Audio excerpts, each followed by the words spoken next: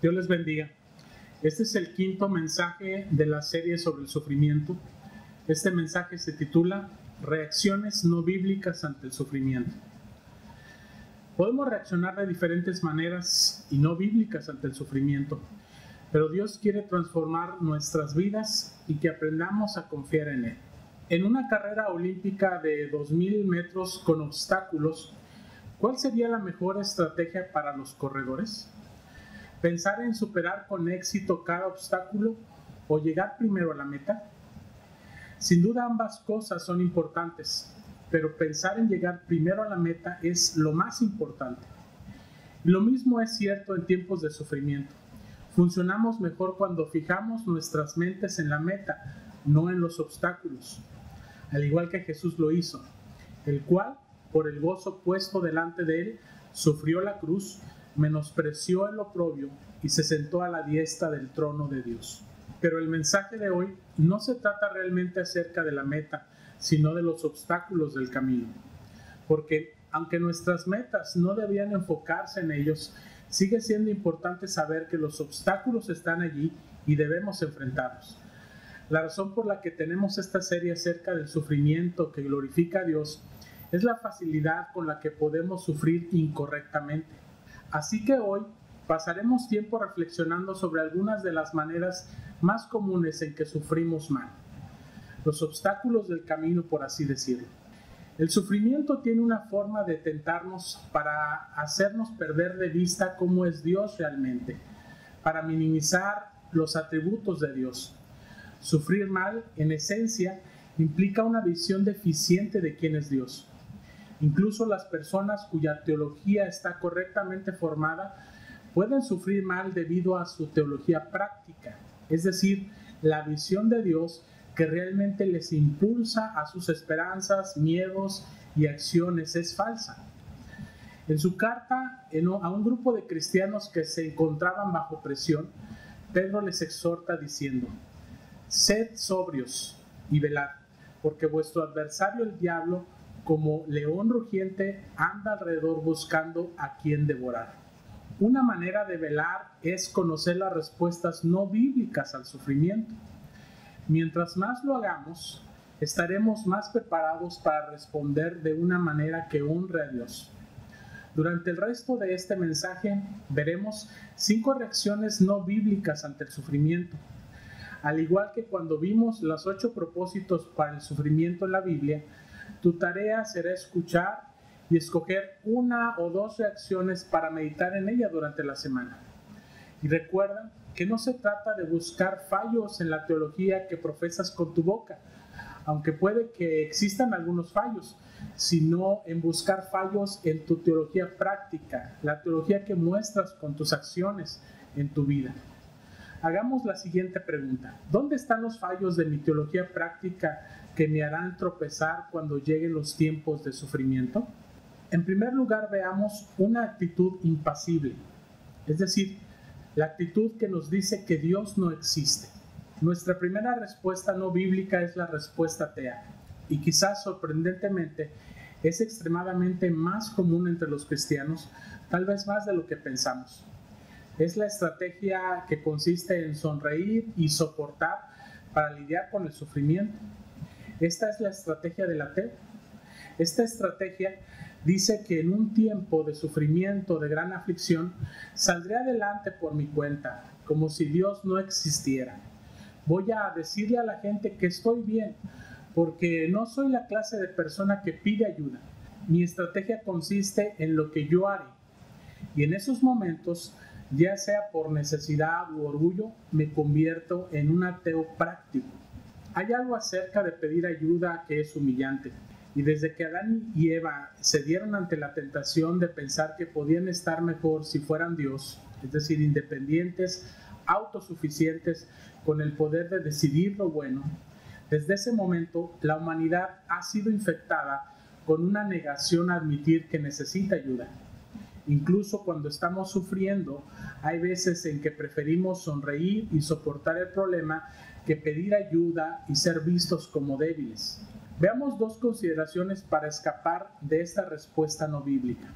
Número 1, sé humilde. La autosuficiencia es una forma de orgullo y, como es de esperar, el remedio de la Escritura para el orgullo es la humildad.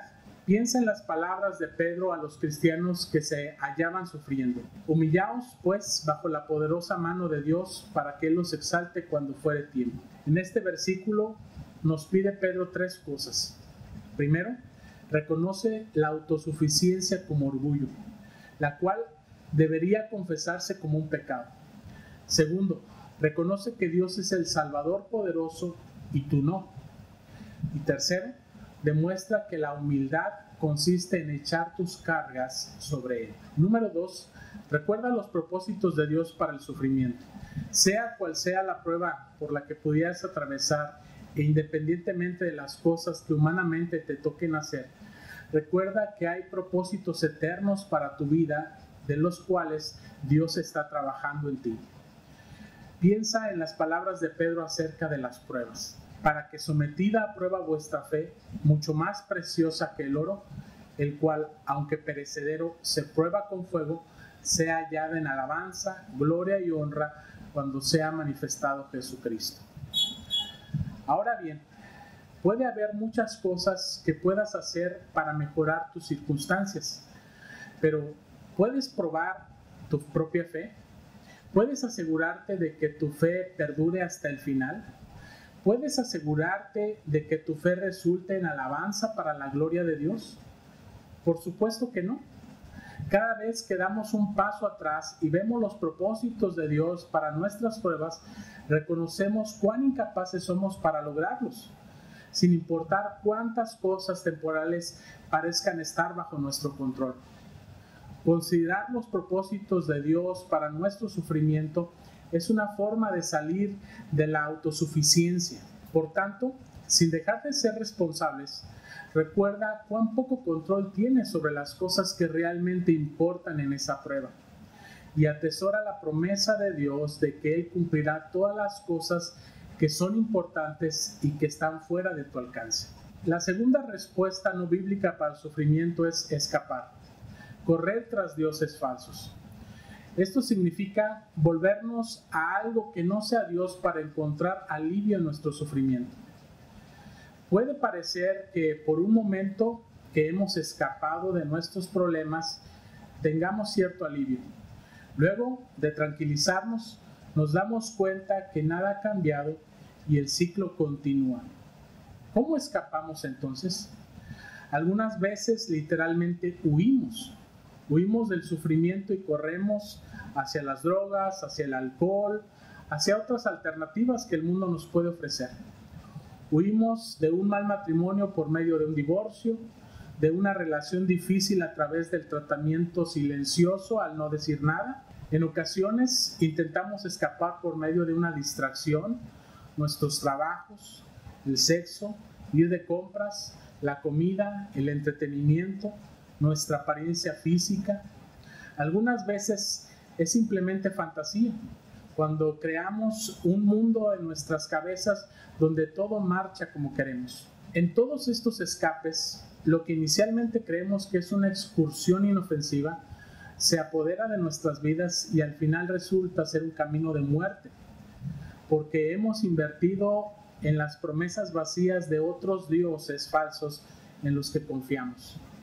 Y así evitamos confiar en el Dios verdadero. Eso es lo que la Biblia le llama idolatría. El pueblo de Dios en el Antiguo Testamento hizo exactamente eso cuando puso su confianza en Egipto en lugar de Dios para protegerlos del poderoso ejército asirio. Pero su elección fue devastadora. Hay de los hijos que se apartan, dice Jehová, para tomar consejo, y no de mi boca, para cobijarse con cubierta y no de mi espíritu, añadiendo pecado a pecado, que se apartan para descender a Egipto, y no han preguntado de mi boca, para fortalecerse con la fuerza de Faraón y poner su esperanza en la sombra de Egipto. Pero la fuerza de Faraón se os convertirá en vergüenza y el amparo en la sombra de Egipto en confusión. Ciertamente Egipto en vano e inútilmente dará ayuda. Dios promete que en su misericordia destruirá a este falso salvador Egipto para que su pueblo aprenda a confiar en él. Creo que una forma de probar y ver si algo es una diversión útil o un escape pecaminoso es mirar nuestra respuesta cuando se ha acabado. Tus vacaciones te dieron espacio para descansar y pensar que estás preparado para buscar los propósitos de Dios en una prueba difícil en casa, o estás enojado con Dios ahora que tienes que regresar al caos de tu vida. ¿Temes tener que cerrar tus redes sociales porque la vida real es tan desordenada y vacía? Entonces probablemente tu diversión se ha convertido en un ídolo. ¿Cuál es la respuesta correcta? Usa los placeres de este mundo, una salida a cenar, la tecnología, las vacaciones, no para escapar de tu realidad y necesidad de confiar en Dios, sino como un tiempo de refrigerio para ayudarte a enfocar y confiar en Dios. Enfrenta la realidad por difícil que sea y confía en el Dios poderoso y misericordioso que te está guiando, como dice el apóstol Pablo. Pero esto os digo, los que disfrutan de este mundo deberían vivir como si no lo disfrutasen, porque la apariencia de este mundo se pasa. La maravillosa noticia es que la sólida y gloriosa realidad que está por amanecer en el cielo nuevo y la tierra nueva es mucho mejor que cualquier escape que podríamos experimentar. La tercera reacción no bíblica al sufrimiento es pensar que merezco algo mejor. Es decir, Dios recompensa siempre al justo. Esta es la otra respuesta a la cual los cristianos somos propensos. Merezco algo mejor que esto, lo que produce enojo y desesperación. ¿Por qué enojo? Porque sentimos que Dios nos está traicionando.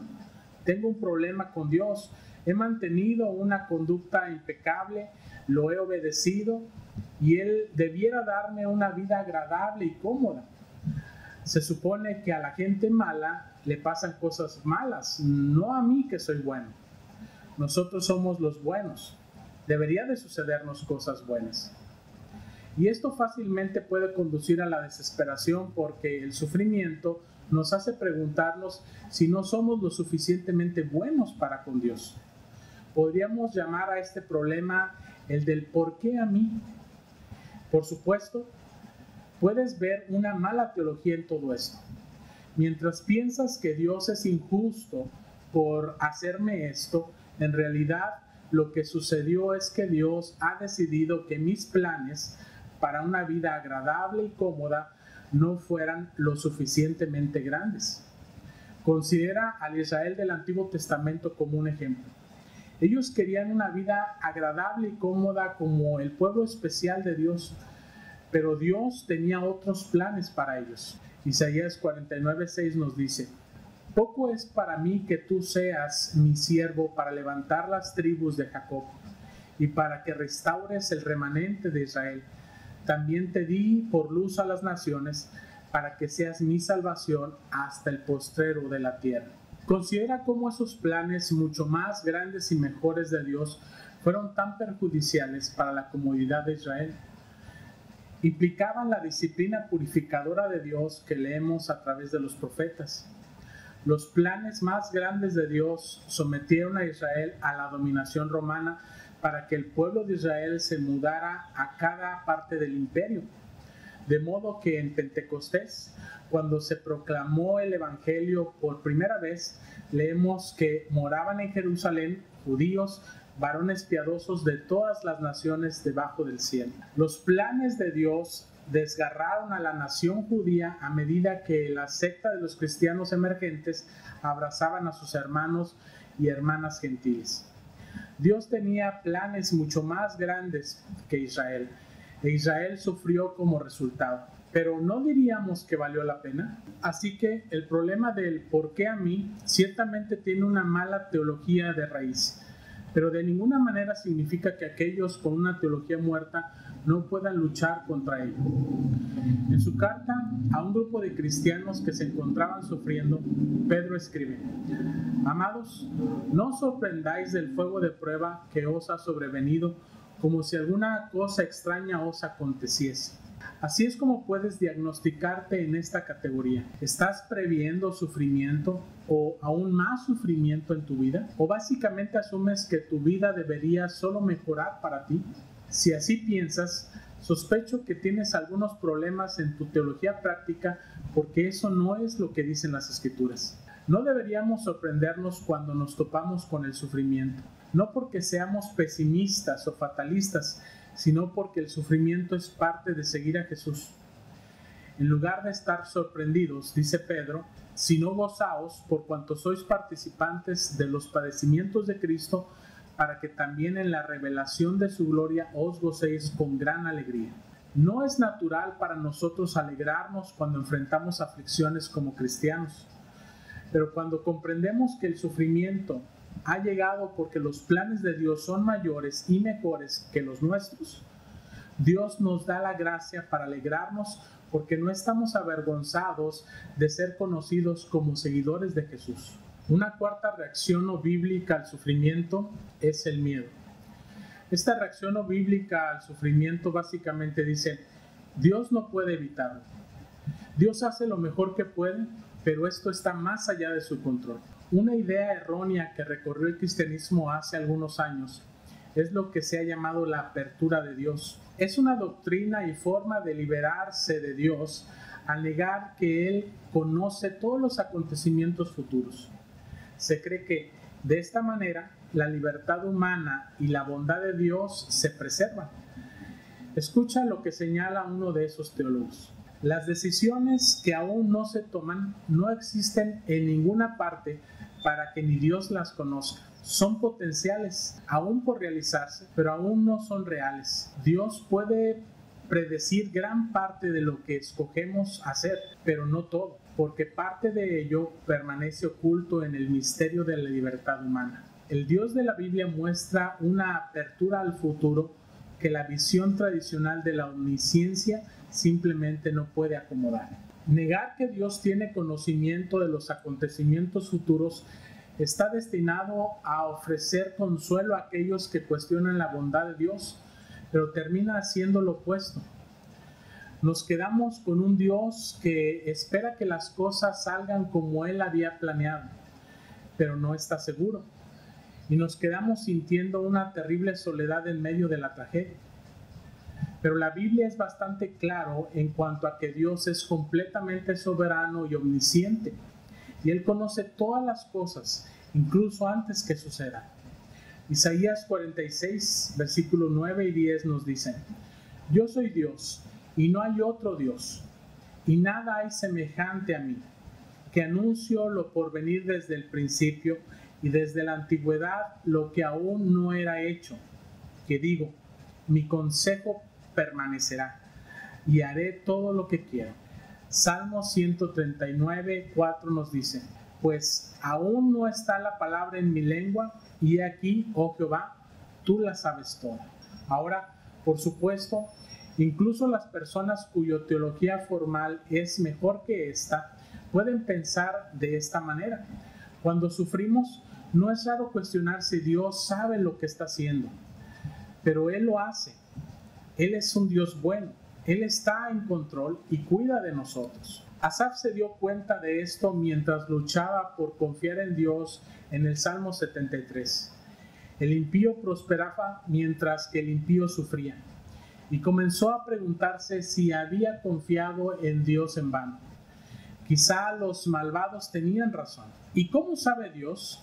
¿Hay conocimiento en el Altísimo? Entonces algo cambió. Cuando pensé para saber esto, fue duro trabajo para mí, hasta que, entrando en el santuario de Dios, comprendí el fin de ellos. Desde una perspectiva humana limitada, no podía darle sentido, pero cuando lo miró desde la perspectiva de Dios, cuando entró en el santuario de Dios y vio su final, tuvo paz.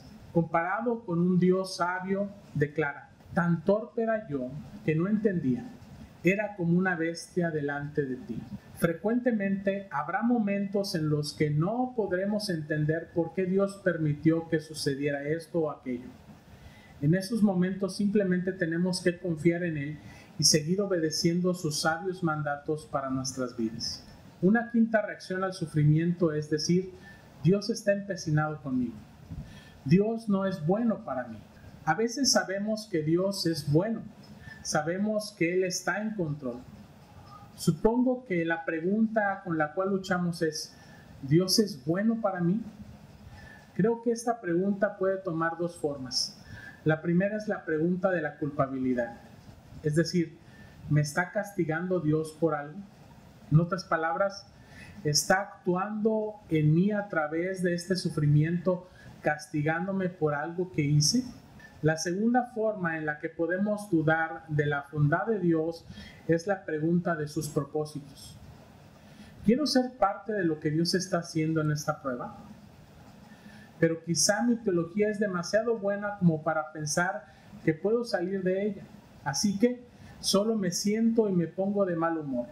Algunas veces por mucho tiempo. Me convierto en un sirviente obediente de Dios, pero renuente. Quizá el mal ejemplo de Jonás venga a nuestra mente. Hagamos algunas consideraciones aquí. Primero abordemos la cuestión de la culpa.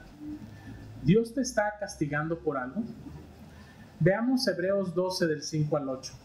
¿Y habéis ya olvidado la exhortación que como a hijos se os dirige diciendo: Hijo mío, no menosprecies la disciplina del Señor, ni desmayes cuando eres reprendido por Él, porque el Señor al que ama disciplina y azota a todo aquel que recibe por hijo. Si soportáis la disciplina, Dios os trata como a hijos. ¿Por qué? ¿Qué hijo es aquel a quien el Padre no disciplina?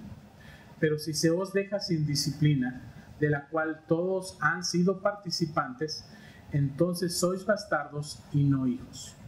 Notemos que el autor de Hebreos está escribiendo a cristianos que se encuentran luchando no solo con sus circunstancias, sino también con su pecado. Hebreos 12:4 lo deja bien en claro: porque aún no habéis resistido hasta la sangre combatiendo contra el pecado. El propósito del autor es la exhortación, es decir, dar ánimo. Para ello, él nos explica que Dios nos disciplina para nuestro bien. Los padres que han disciplinado a sus hijos por amor a ellos entienden esto. El escritor hace esta conexión en Hebreos capítulo 12, versículo 9. Si podemos nosotros someternos a la disciplina de nuestros padres, que son pecadores como nosotros, ¿cuánto más a la disciplina de un Dios que es bueno, santo y justo? Y así, incluso la idea del castigo que vemos en la frase "y azota a todo aquel que recibe por hijo", no debe tomarse en un sentido judicial como condenación por el pecado, porque Romanos 8 nos dice que no hay ninguna condenación para los que están en Cristo Jesús. Más bien, este castigo es el tipo de disciplina que le damos a nuestros hijos para hacerles un bien, porque los amamos, para su santificación. Ese es precisamente el propósito de Dios cuando nos disciplina, para nuestra santificación, para moldear la fe y el carácter como hijos de Dios. La disciplina amorosa de Dios nos demuestra que somos hijos legítimos.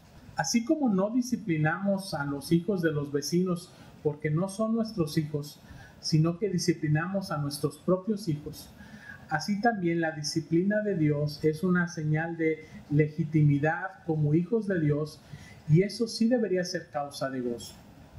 Veamos algunas aplicaciones prácticas para nuestra vida. Primero, si piensas que el sufrimiento es un castigo de Dios y que es mejor enfrentar el sufrimiento a tu manera, si realmente no confías en los planes de Dios para ti, si realmente no quieres ser hecho a semejanza de Cristo, creo que deberías de considerar si realmente eres un cristiano o no. ¿Sigues a Cristo por causa de quién es Cristo para ti, o por alguna otra lista de beneficios sobre la cual crees que tienes derechos? En esta vida Cristo siempre estará allí, los otros beneficios no. Si este fuera tu caso, debes arrepentirte de tus pecados y entregar tu vida a Jesús con fe y amor verdaderos. Segundo, este también es un problema común para algunos cristianos. Si luchas con tener el control de tu vida, si quieres que tu vida sea de cierta manera y Dios la quiere de otra, y aunque sabes que Dios usa tu sufrimiento para sus buenos propósitos, pero simplemente no crees que esos propósitos sean buenos para ti y por tanto no estás interesado en seguir sus propósitos si te van a costar tanto, ¿qué harías? ¿Reaccionarías como Jonás o confiarías en Dios? Si reaccionas como Jonás, sabes que Dios te perseguirá hasta las profundidades del mar para hacer contigo como Él quiere. Huir de Dios no tiene sentido porque Dios ganará. Puedes estar seguro de ello. Sin embargo, también puedo asegurarte que los caminos de Dios son realmente buenos para ti. Él lo ha prometido. Ora por fe en la bondad de Dios. Sabes que Él es bueno, pero quizá no has comprobado su bondad. No lo has experimentado satisfactoriamente como bueno para ti. Ora por fe en la bondad de Dios. Invierte tiempo leyendo acerca de su voluntad y de su bondad para contigo en su palabra. Y luego, habla con otras personas, con otros amigos cristianos acerca de lo que crees que es la bondad de Dios para ti. Tu trabajo es someterte a Él, no renuentemente, sino con alegría, con gozo, sabiendo que Él cuida de ti. En conclusión, recuerda, la vida cristiana es como una carrera que tiene una meta bien definida y esa es la gloria de Cristo. Pero también es una carrera que está llena de obstáculos que nos harán difícil correr la carrera y quizá provocará reacciones no bíblicas ante el sufrimiento. ¿Cuál es la alternativa ante los obstáculos? ¿Dejarte correr? Ciertamente no. Debemos confiar en el Dios verdadero como se revela en la Escritura, poner nuestra vista en la meta y en el ejemplo de Jesús y correr con paciencia la carrera que tenemos por delante. La manera en cómo hacemos eso será el tema de nuestros próximos mensajes mientras tratamos de comprender la idea de luchar por la fe en la soberanía y bondad de Dios. Que Dios les bendiga y les guarde.